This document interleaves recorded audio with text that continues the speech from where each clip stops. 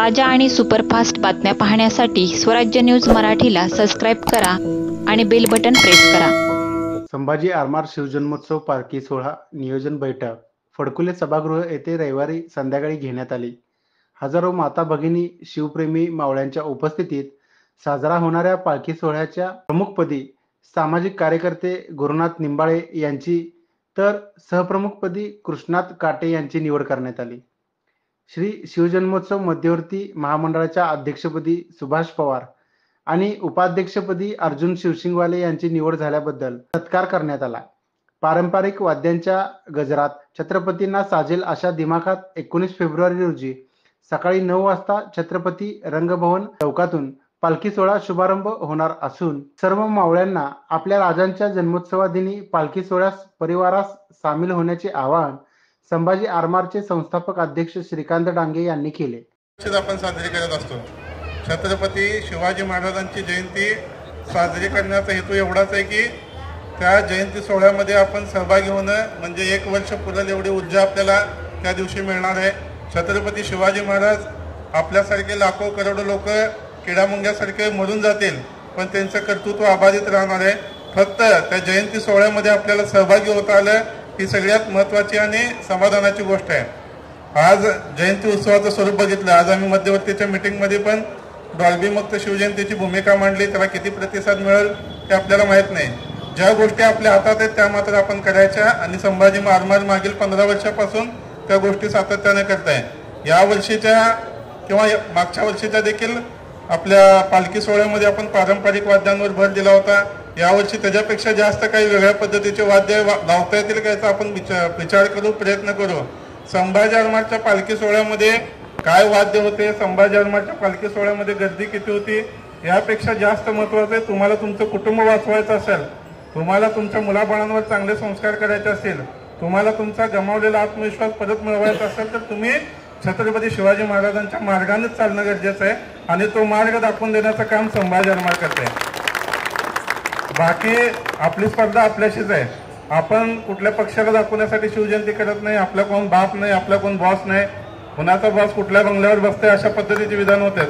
आपला बॉस छत्रपती शिवाजी महाराज रायगडवर कायमस्वरूपी बसलेला एवढं डोक्यात ठेवून आपल्याला शिवजयंती साजरी करायची आहे। शिवाजी महाराज आपले एकमेव दैवत आहे, शिवाजी महाराज आपले एकमेव श्रद्धास्थान आहे, शिवाजी महाराज आपला एकमेव नेता आहे।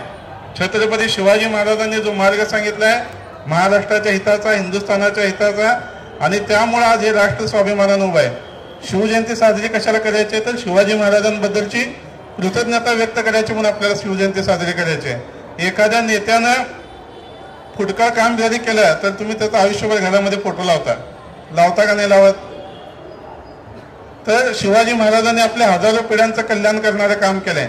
छत्रपती शिवाजी महाराज नसते तर एकदा अशी कल्पना करून बघा की शिवाजी महाराज नसते तर अराजकता असली असती, या हिंदुस्थानाचं नाम निशाण नसलं असतं, तुम्ही आम्ही जे अभिमानानं जगतोय तो नसला असता, ही गड्डा यात्रा नसली असती, काहीच नसलं असतं।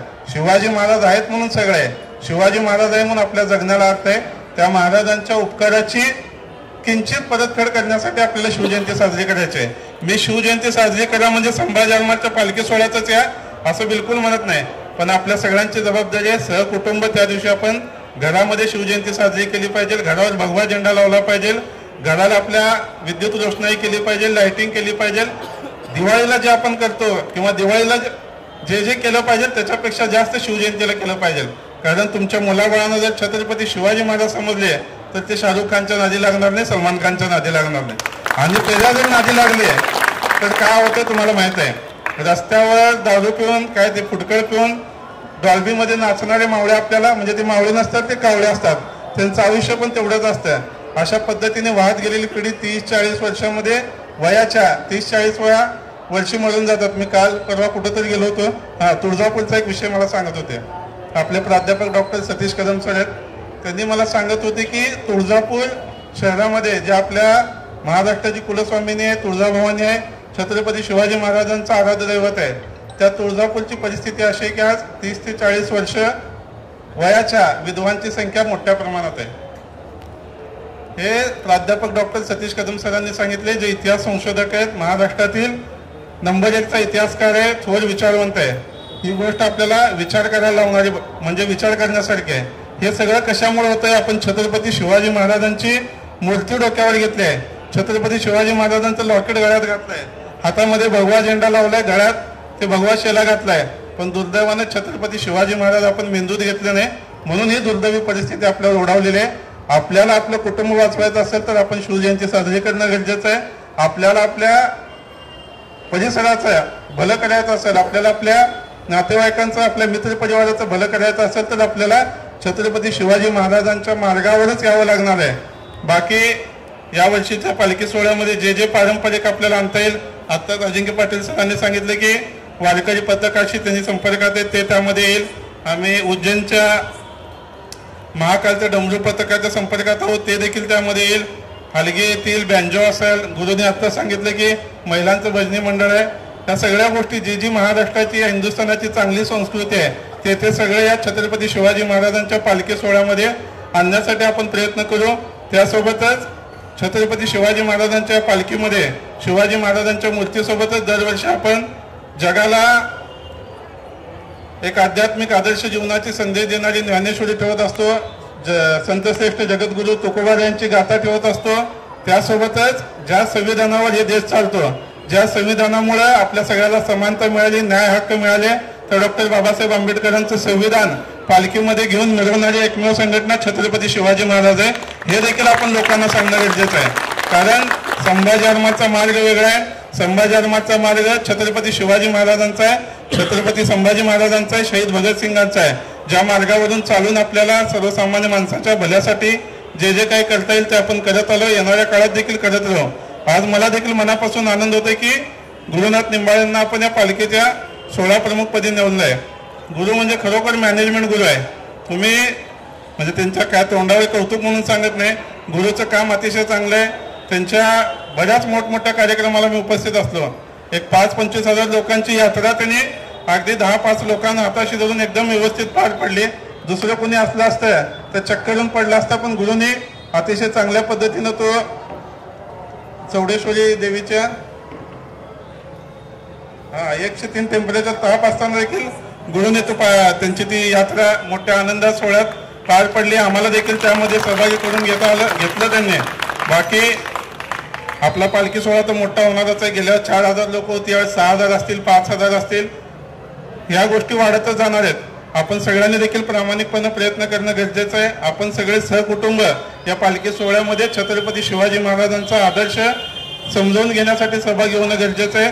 आणि तुम्हाला सगळ्यांना माझं एवढंच सांगणं आहे की तुम्ही येणाऱ्या 15 दिवसामध्ये आपल्या आपल्या परिचयाचे जे जे लोक असतील, जे अजून संभाजी आरमारापासून लांब असतील, जे अजून छत्रपती शिवाजी महाराजांच्या अस्सल विचारापासून लांब असतील, त्यांना या पालखी सोहळ्याचं आमंत्रण द्या, त्यांना या पालखी सोहळ्यामध्ये सहभागी करून घ्या. हे हजारो माता भगिनी डोक्यावर भगवा फेटा बांधून या पालखी सोहळ्यामध्ये सहभागी असतात. मराठा मोर्चामध्ये महिलांचा सहभाग नंतर झाला, त्याच्या आधी छत्रपती शिवाजी महाराजांच्या जयंती सोहळ्यामध्ये महिलांचा सहभाग घेणारी संभाजी आरमारी आपली संघटना आहे. त्यामुळे महिलांचा सहभाग यामध्ये वाढवा. या सोहळ्यामध्ये महिला आल्या तर त्यांचा आत्मविश्वास वाढणार आहे, त्यांना स्वतःचं म्हणजे कर्तृत्व लक्षात येणार आहे. उद्या चालून कुठे रस्त्यावर त्यांना कशाची भीती वाटणार नाही. शिवजयंती हा सोहळा आपल्या स्वतःला समृद्ध करण्याचा सोहळा आहे, आपल्या स्वतःचा विकास करण्याचा सोहळा आहे.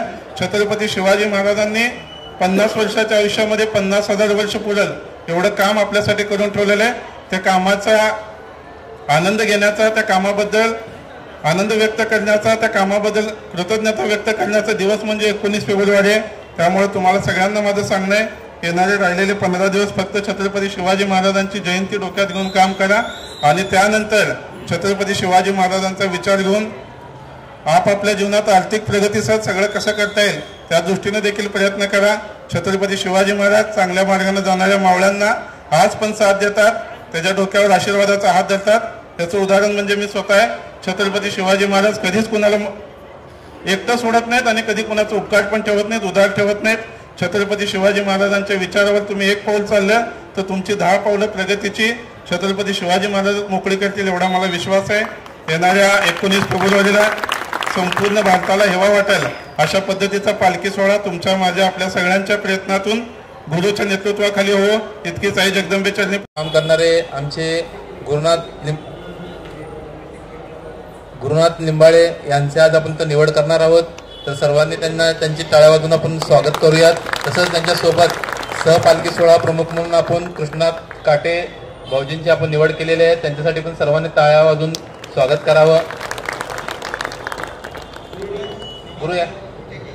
गुरुनाथ निंबाळे यांच्याबद्दल बोलायचं झालं तर या शिकोरापेठमध्ये चौडे ही जबाबदारी सांभाळणं महत्त्वाचं आहे. यामध्ये म्हणजे पहिला प्रथमतः पदाधिकाऱ्यांनी वेळेवर उपस्थित राहणं आणि आता मीटिंगमध्येच नाही, आपण जेव्हा 19 फेब्रुवारी जयंती आपण जाणार आहोत रॅलीमध्ये, सगळ्यांनी त्या दिवशी वेळेचं बंधन पाळणं गरजेचं आहे.